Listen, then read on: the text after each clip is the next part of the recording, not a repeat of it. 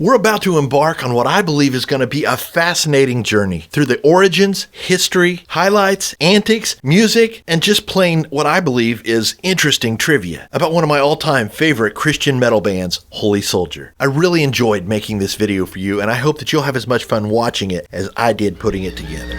Rocking you up for Jesus Christ with classic-style hard rock music and practical Bible teaching. We're going to build this little mini documentary around what I just think are super interesting points of trivia, interview clips, stories from the road, podcast interviews. This is going to be really cool. Here's number one. Holy Soldier was formed in Southern California in 1985. So, Jamie, Holy Soldier, I believe you all formed circa 1985. You and Andy Robbins co-founded the band. Yes, along with Robbie Wolf now, Robbie Bronze at the time. Yeah. That was the three of us.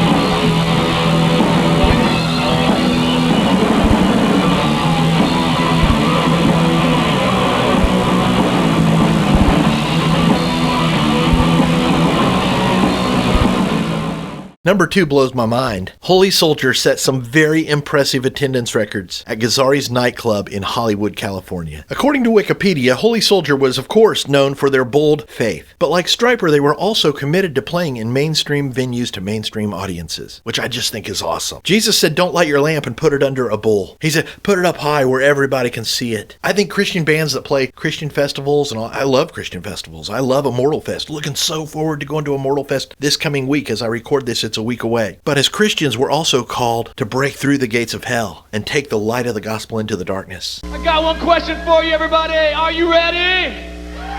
I said, are you ready? Let's tear down the wall.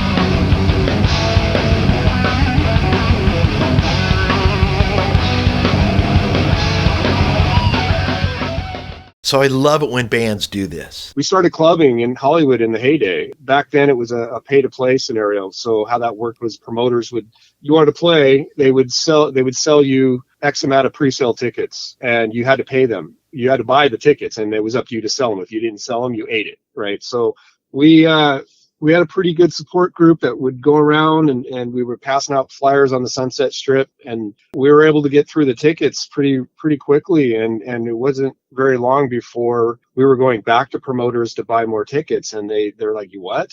And next thing you know, after a period of time of doing that, we didn't have to buy tickets anymore because we were a guaranteed draw.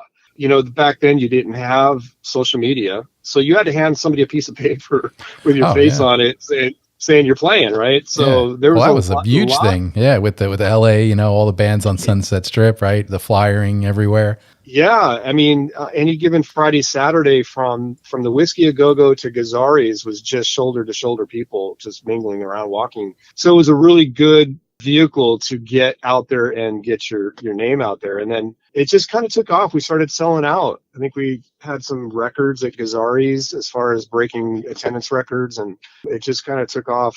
I love a comment that I found posted on YouTube under this interview of Jamie. St. Louis Music. Great interview, and I'm excited to hear what Jamie's up to. Jamie and the crew had a huge influence on me as a young atheist musician in high school. I caught them live at Bogart's. They were one of the few bands that ever played locally that paid any attention to a nerdy, budding guitarist-songwriter. Their kindness was important to me. Glad you're still at it, Jamie. Holy Soldier being intentional about bringing their love for Christ, their music, and their example into mainstream audiences made impressions like that. That's huge.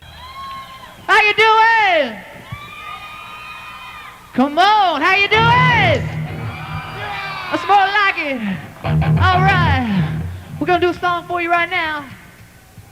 It's called See No Evil.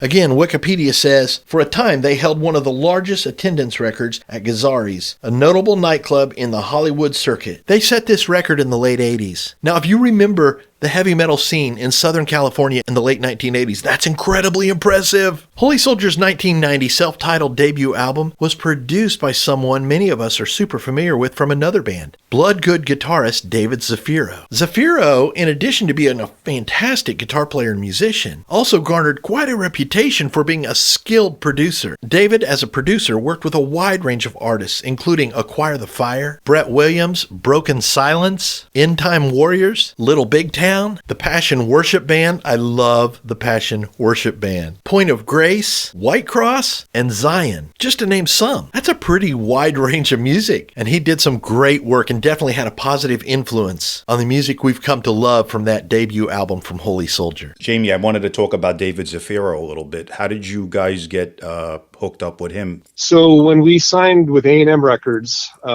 we finally hammered out our deal with A&M, and then Word Records was the Christian distribution part of that.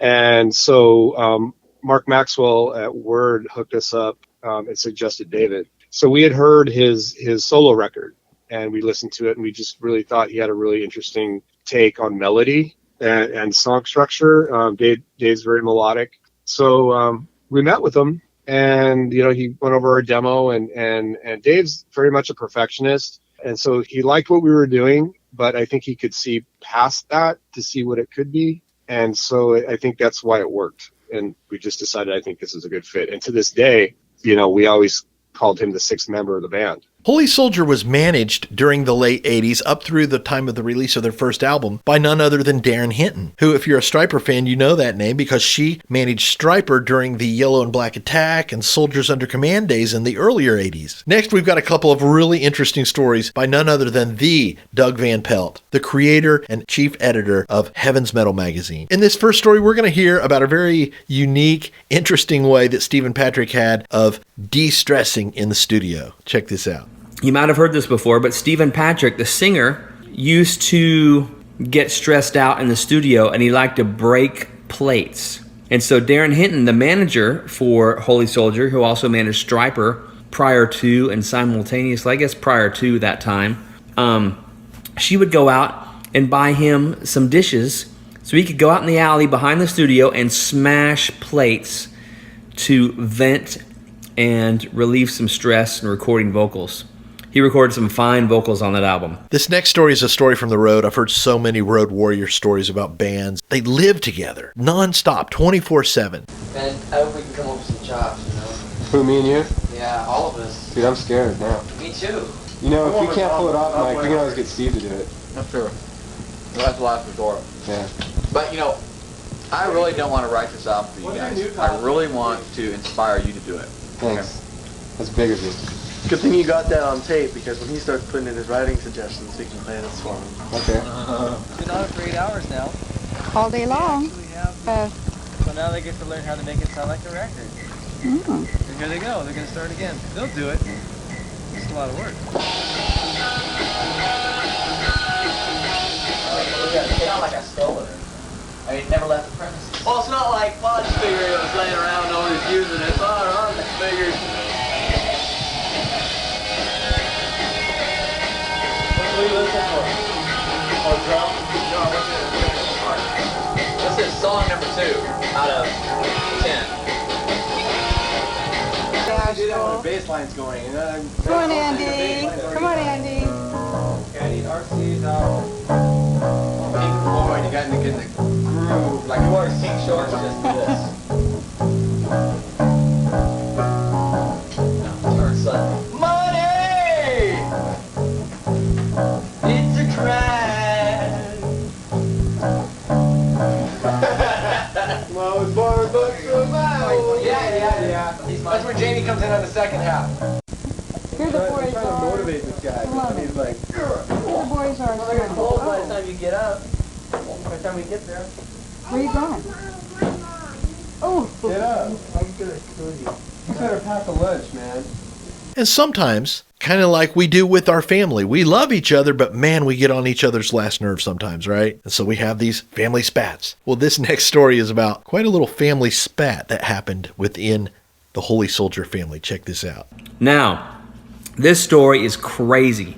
I was told by the band, and I'm trying to remember who told me this story, but I'm pretty sure I've confirmed this with Stephen Patrick, and this was in print in Heaven's Metal magazine. They got so mad at him that they were on the road in the far north. I think they were in Montana, and they were in a tour bus, and they pulled the tour bus to a stop on the shoulder of a highway in the middle of, nothing, Montana. Beautiful place. And they opened the door, told him to get out.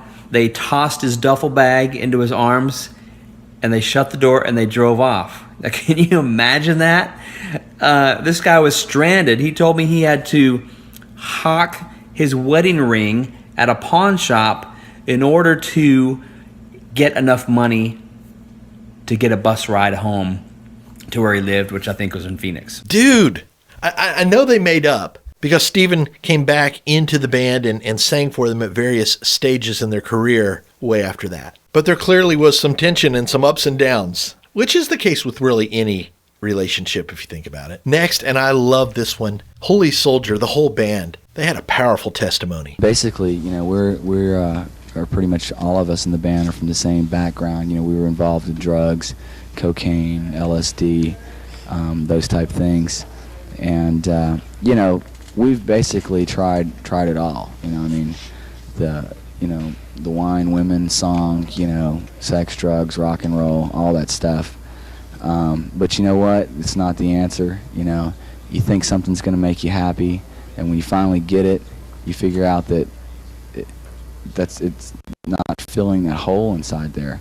And basically, when we all came to know Jesus Christ, that has filled the void for us. The whole reason for living, I believe, is to choose between good and evil. You see good and you see evil, in the world every day, and you have a choice. What are you going to serve, good or evil? Evil always looks so much better. It always looks so mysterious and so cool. But that's just the illusion of it all. God, Jesus Christ, is the author of everything. He has power and dominion over everything.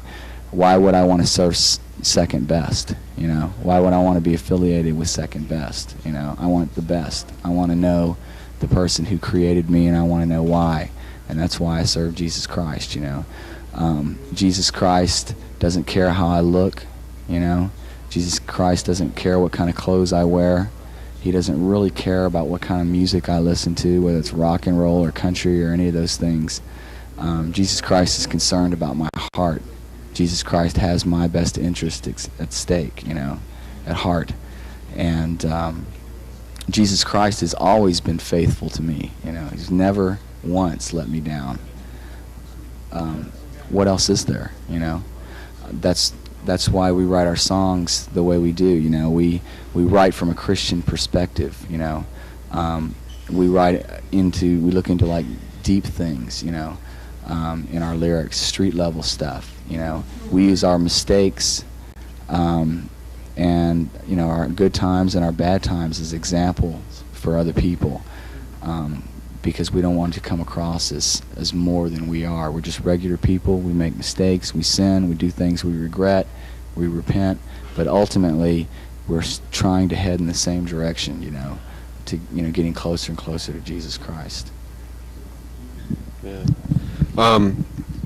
Basically, for anybody out there who's struggling, you're, say, a new Christian, or you've been a Christian for a while and you're struggling with certain areas, don't lose heart. You know, like Steve said, you know, we're real people. We go through the same thing, man. You know, here you are trying, you want to do good, but you have something pulling you down. You have temptation or whatever it may be, and you think, wow, man, I can't stop doing this, so I can't be a Christian. I just say that's not true, because God works with each individual. God doesn't say, well, you gotta be perfect before you can come to me, you know. Do you get cleaned up before you take a bath? No, God meets you where you're at, you know. And he's concerned with your heart first. All the other things will fall into place as you get closer to God, and as you progress and mature as a Christian. God will grant you the strength to be able to overcome. And you never get to the point. You never get to the point where, wow, you know, I've overcome everything. You know, I'm there. You're never there. You overcome something you think is a big obstacle in your life, and boom, there's another one right in your face.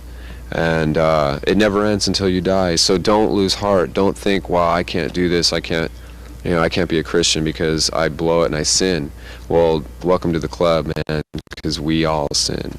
And don't let that discourage you, because God loves you, and He'll work with you, man. It's called grace, man. It's called grace, and that's what God pours out on us every day. Next, and I love this one too, man. Jamie Kramer came to know Christ at Sanctuary Church.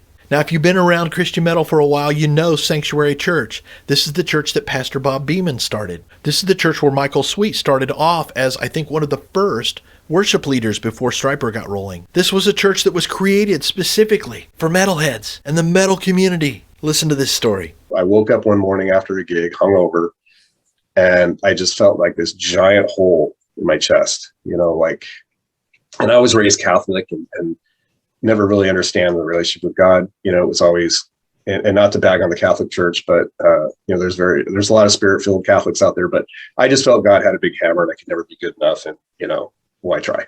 So I woke up this morning and I just felt so awful, and I called Robbie. Hadn't talked to him in a couple of years. So he was just so happy to hear from me, and he says, man, I just got to tell you, it's my birthday today, and I've been praying for you for the last couple of years, and I got this place I want to take you. And I said, okay. And he said, it's a really cool church. It's a bunch of musicians. So he took me to Sanctuary, and I met a bunch of musicians. And so the whole dynamic for me was revealed that, you know, you can just be who you are, and you can like music, and it was just acceptance. I think the level of acceptance really blew me away. Next, Holy Soldier recorded a couple of demos in the late 80s, leading up to their signing with A&M Records /Myrrh. Myrrh was kind of a subdivision of A&M that handled the release of Holy Soldier's debut. They signed with A&M /Myrrh in 1989. The album came out in 1990, but they had these demos floating around. Here's a little snippet of one of the songs on the demo called Lake of Fire.